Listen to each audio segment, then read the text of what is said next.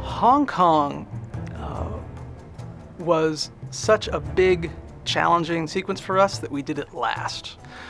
We set up the machinery for this film, we figured out how to do everything, and then we did Hong Kong. There's no way to shoot photography of Hong Kong that's going to do you much good when you've got two giant characters smashing the city apart.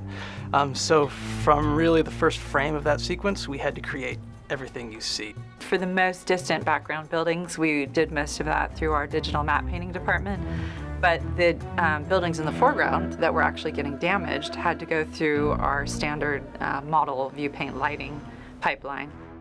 We built 14 or 15 fully computer-generated buildings that were prepped with all the detail and interiors ready to tear apart. The big battle in Hong Kong wasn't really logistically possible to shoot plates for, and so much of what we had to do was destroying buildings.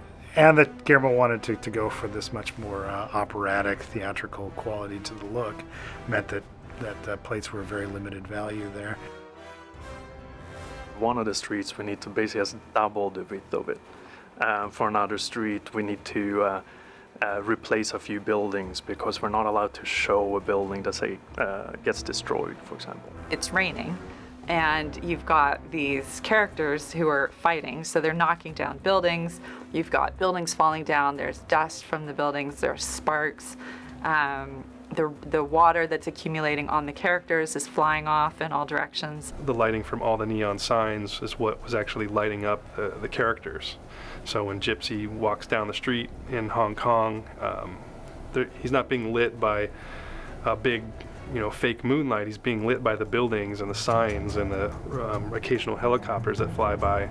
The dogfight came out of the Hong Kong Scout when Guillermo was flying around in a helicopter and saw the shipping container dock and started imagining a fight happening there, and the idea of these things, these containers all getting kicked around like little play blocks. There's a shot where Gypsy punches her fist into a building.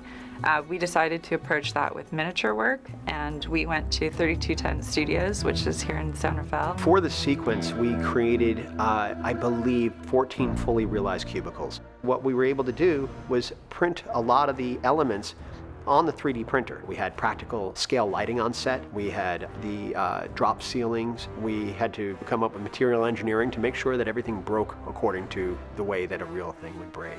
As this mandrel came through, it creates this randomness that is inherent in the real world.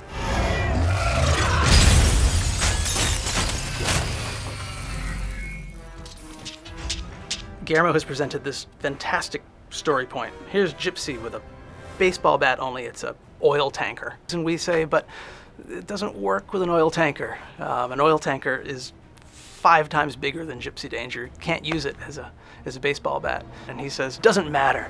Make the tanker work. The tanker in the street fight sequence is not at all shaped like a tanker. But in the end, that baseball bat freighter works like a dream.